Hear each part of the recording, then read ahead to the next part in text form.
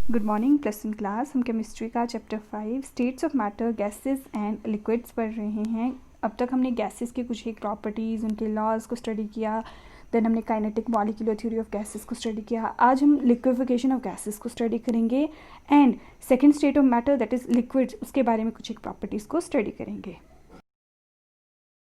सबसे फर्स्ट जो हम स्टडी करेंगे वो है liquefaction of gases. Liquefaction of gases का मतलब हमें पता है कि गैसेस और लिक्विड स्टेट में क्या होता है, इंटरमॉलिक्यूलर डिस्टेंस होता है, यानी जो पार्टिकल्स होते हैं वो एक दूसरे से दूर होते हैं। अब अगर हमें गैस जो है उसको लिक्विफाई करना है, अगर लिक्विफाई करना है तो क्या करना पड़ेगा, जो उनके बीच में स्पेस है उसको ख़त्म करना पड़ेगा। तो उसके लिए क्या करेंगे, या तो हम प्रेशर को अप्लाई करेंगे, प्रेशर अप्लाई करेंगे तो पार्टिकल्स क्लोज आ जाएंगे, या तो फिर हम टेम्परेचर को क्या कर देंगे, डिक्रीज़ कर देंगे। टेम्परेचर डिक्रीज़ करने पे भी क्या होंगे, पार्टिकल्स क्लोज आ जाएंगे। तो उसके लिए एंड्रयूज़ ने, एक थॉमस एंड्रयूज़ साइंटिस्ट था, उसने एक एक्सपेरिमेंट किया। उसने क्या किया कि कार्बन डाइऑक्साइड गैस को स्टडी किया डिफरेंट टेम्परेचर पे। उसने प्रेशर एंड वॉल्यूम का एक कर्व ड्रॉ किया और उसमें स्टडी किया उसने कि टेम्परेचर एंड प्रेशर का क्या फ़र्क पड़ता है लिक्विफिकेशन ऑफ गैस के ऊपर।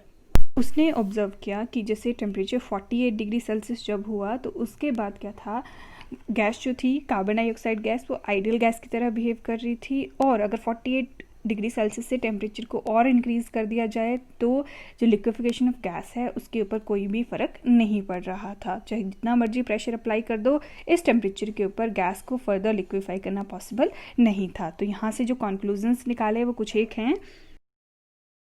सबसे पहले, the temperature above which a gas cannot be liquefy however large the pressure may be is known as critical temperature. जिस टेम्परेचर के ऊपर हम फर्दर गैस को लिक्विफाई नहीं कर सकते हैं, चाहे जितना मर्जी आप प्रेशर अप्लाई करते चलो, उस टेम्परेचर को बोलते हैं क्रिटिकल टेम्परेचर।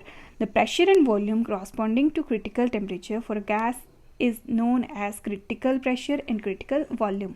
जो प्रेशर एंड वॉल्यूम करस्पॉन्डिंग होंगे क्रिटिकल टेम्परेचर के, उनको बोलते हैं क्रिटिकल प्रेशर या तो फिर क्रिटिकल वॉल्यूम। जितना ज़्यादा होगा क्रिटिकल टेम्परेचर उतनी ही ईजी होगी liquefaction of gas. Now critical constant in term of van der Waals constant, अगर इनको A and B van der Waals constant के साथ इनका रिलेशनशिप देखें तो TC critical temperature is equal to 8A/27 RB। PC यानी critical pressure is equal to A/27B² and VC that is critical volume is equal to 3B। Now जो second state of matter है that is liquid state of matter. Liquid state of matter, इनकी basic properties आपने previous classes में बहुत पढ़ी हैं, that liquids have definite volume but indefinite shape.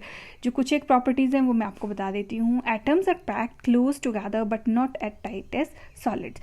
Gases के comparison में लिक्विड्स के पार्टिकल क्लोजली पैक्ड होते हैं, बट सॉलिड्स के कंपैरिजन में कम क्लोजली पैक्ड होते हैं। जो एटम्स होते हैं they are arranged randomly, bonds hold atom together but not at strong as solids, so atoms can also move freely. Solids में क्या होते हैं, बहुत क्लोजली वो एक दूसरे के साथ हेल्ड हैं, स्ट्रॉन्ग बॉन्ड से वो हेल्ड हैं। लिक्विड्स में बिल्कुल फ्री हैं but as compare to solids. और गैसेस में बिल्कुल फ्री होते हैं, लिक्विड्स की भी कम फोर्सेस प्रेजेंट होती है देन गैसेस में। They take shape of container they are in, जिस भी कंटेनर में उनको डालेंगे उनकी वो शेप ले लेते हैं। कुछ और प्रॉपर्टीज़ जो लिक्विड की हैं, सबसे पहले वॉल्यूम। हमें पता है जो लिक्विड होता है उसकी डेफिनेट वॉल्यूम होती है, शेप उसकी डेफिनेट नहीं होती है बट वॉल्यूम क्या होती है, डेफिनेट। दैट मीन्स उसकी वॉल्यूम कभी भी चेंज नहीं करेगी। जो मर्जी हम कंटेनर ले लें वो उसकी शेप बेशक ले लेगा बट उसकी वॉल्यूम क्या रहेगी, सेम। सेकेंड है डेंसिटी। अब क्योंकि इसके मॉलिक्यूल गैसेस के कंपैरिजन में क्लोजली पैक्ड होते हैं और सॉलिड के कंपैरिजन में थोड़े दूर होते हैं, तो इसकी डेंसिटी सॉलिड से क्या होगी, कम होगी, और गैसेस से क्या होगी, ज़्यादा। फिर आती हैं कॉम्प्रेसिबिलिटी। कॉम्प्रेसिबिलिटी का मतलब हुआ कि पार्टिकल्स को प्रेशर अप्लाई करेंगे वो क्लोज आ जाएंगे। गैसेस में स्पेस बहुत ज़्यादा था तो वो हाईली कॉम्प्रेसिबल होती हैं। लिक्विड्स के बीच में स्पेस क्या होता है, कम होता है, तो वो क्या होती हैं, थोड़ी लेस कॉम्प्रेसिबल होती हैं as compare to gases. Then है डिफ्यूज़न। डिफ्यूजन का मतलब हुआ movement of solute particle from higher concentration to lower concentration. Intermixing होगी पार्टिकल्स की, कैसे पार्टिकल्स मूव करेंगे, वो हायर कंसंट्रेशन से जाएंगे लोअर कंसंट्रेशन की तरफ को, यानी कि हम बोल सकते हैं कि लिक्विड्स क्या होते हैं, वो डिफ्यूजन शो करते हैं। Next property is evaporation. Evaporation आपको सबको पता है, इवेपोरेशन क्या होती है, conversion of liquid into vapours at room temperature, that is evaporation. क्या क्या फैक्टर्स हैं जो इवेपोरेशन को इफेक्ट करते हैं? सबसे पहले है नेचर ऑफ लिक्विड। जो वॉलेटाइल लिक्विड हैं, वॉलेटाइल लिक्विड का मतलब हुआ जो ईजिली इवेपोरेट हो जाते हैं, उनमें क्या उनकी इवेपोरेशन रेट क्या होगा? ज़्यादा होगा। अगर नॉन वॉलेटाइल सॉल्यूट हैं तो उनका रेट ऑफ इवेपोरेशन क्या होगा? कम होगा। सेकेंड जो फैक्टर है दैट इज़ टेम्परेचर। जितना ज़्यादा टेम्परेचर होगा उतना ही ज़्यादा होगा रेट ऑफ इवेपोरेशन। थर्ड है surface area. Larger surface area होगा तो इवेपोरेशन ज़्यादा होगी, अगर कम सरफेस एरिया होगी तो इवेपोरेशन भी क्या होगी? कम होगी। जैसे आपने देखा होगा सर्दियों में कपड़े सूखने डालते हैं, अगर आप उसको फोल्ड करके डालोगे सरफेस एरिया कम होगा तो उसमें इवेपोरेशन देरी से होगी। इवेपोरेशन देरी से होगी मतलब सूखने में टाइम लगेगा, बट जैसे ही आपने उसको स्प्रेड कर दिया सरफेस एरिया इंक्रीज हो गया, जिसकी वजह से क्या हुआ? इवेपोरेशन फास्ट होगी। Next property is vapour pressure. सबसे पहली चीज़, what is vapour pressure? This is the pressure exerted by the vapours of liquid in equilibrium with liquid at a given temperature.